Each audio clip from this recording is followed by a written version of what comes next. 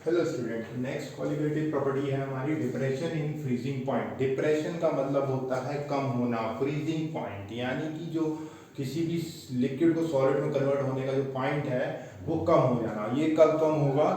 जब आप किसी लिक्विड में कोई सॉलिड चीज मिक्स करेंगे। फॉर एग्जांपल, अगर आप वाटर को फ्रीज करते हैं तो वो 0 डिग्री सेल्सियस पे फ्रीज हो जाएगा।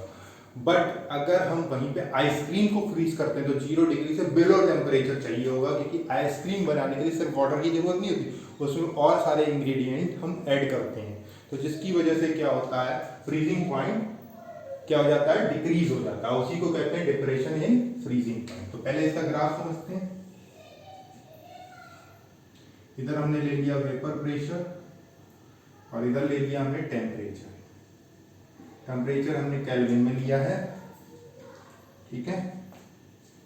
अब देखिए, ये हमने लिया सॉल्वेंट जो कि इस पॉइंट पे फ्रीज हो गया है, और सॉल्यूशन जब हम लेंगे तो सॉल्यूशन इस पॉइंट पे फ्रीज नहीं होगा, सॉल्यूशन आगे जाके फ्रीज हो रहा है। ये कंडीशन आ गई। तो यहाँ पे सॉल्यूशन है और ये है आपका सॉल्वेंट। तो सॉल्वेंट तो यहाँ फ्रीज हो चुका है, इस पॉइंट पे फ्रीज हो गया है, लेकिन यहाँ पे इसकी फ्रीजिंग चल ही रही है। तो फ्रीजिंग चल रही है, लेकिन सॉल्यूशन यहाँ फ्रीज हुआ है।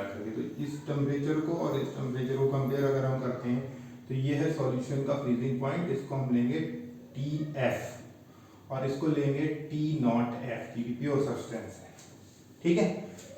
तो अकॉर्डिंग टू ग्राफ देखें हम तो डेल्टा TF यानी चेंज इन फ्रीजिंग पॉइंट क्या हो जाएगा, इस बार बड़ा कौन सा होगा, प्योर सब्सटेंस का। ये 0 डिग्री है, ये माइनस में चला गया, तो T0F माइनस TF।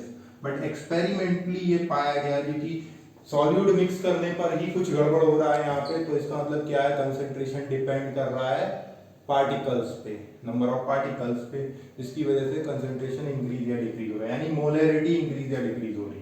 तो मोलैरिटी को देखेंगे, delta TF is directly proportional to M हो जाएगा। और हम इसको लिख सकते हैं delta TF is equal to KFM. KF, where KF is known as constant of proportionality and also called the cryoscopic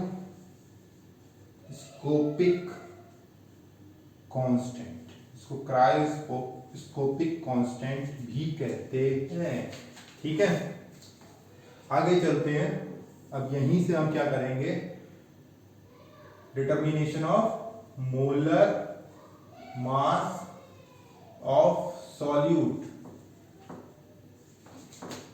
by using depression in freezing point property को लेकर के हम निकालेंगे।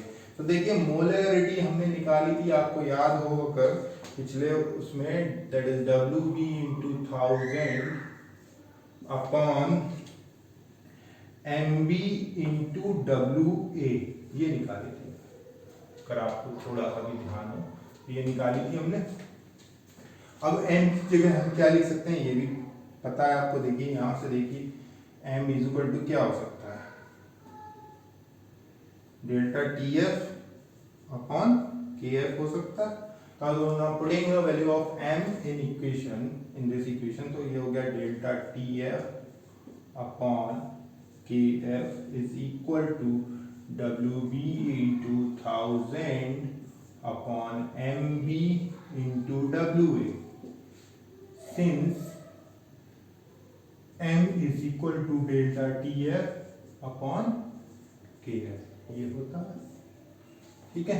अब हमें MB निकालना, तो MB को इधर ले आइए और ये हो जाएगा हमारे पास WB into 1000 upon WA into delta TF upon KF को ऊपर ले लीजिए, तो MB इज इक्वल टू हो जाएगा MB इज इक्वल टू हो जाएगा KF into WB into 1000 upon WA into delta TF, ये हो जाएगा, ठीक है। अब देखिए डेल्टा TF को, तो एक फॉर्मूला तो हमारे पास ये आ गया, जिसको हम न्यूमेरिकल नहीं यूज कर सकते। दूसरा क्या आएगा, MB is equal to KF into WB into 1000 upon WA into delta TF की जगह हम क्या लिख सकते हैं, ये लिख सकते हैं डी नॉट एफ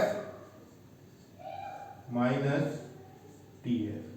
तो देखिए ये आ गया फॉर्मूला। वैसे तो ये दो फॉर्मूले मेनली यूज होते हैं, लेकिन हर एक स्टेप एक फॉर्मूला है, तो ये ध्यान रखें। तो ये हो गई हमारी 3 कॉलिगेटिव प्रॉपर्टी, और ये फॉर्मूले हो गए जिन पे न्यूमेरिकल बेस्ड आएंगे, आपको वो बताएंगे कैसे न्यूमेरिकल करने हैं। जब ये कॉलिगेटिव प्रॉपर्टी चारों हो जाएंगी तो चारों के एक साथ करेंगे। तो ये हो गई आपकी 3 कॉलिगेटिव प्रॉपर्टी, मैंने यहाँ तक आपको समझा दी है। एक बस की है, दैट इज ऑस्मोटिक प्रेशर, उसको नेक्स्ट वीडियो में हम डिस्कस करेंगे। और उसके बाद इस चैप्टर का लास्ट टॉपिक बचेगा वेट ऑफ फैक्टर। ठीक है, तो आज के लिए इतना ही। Thank you.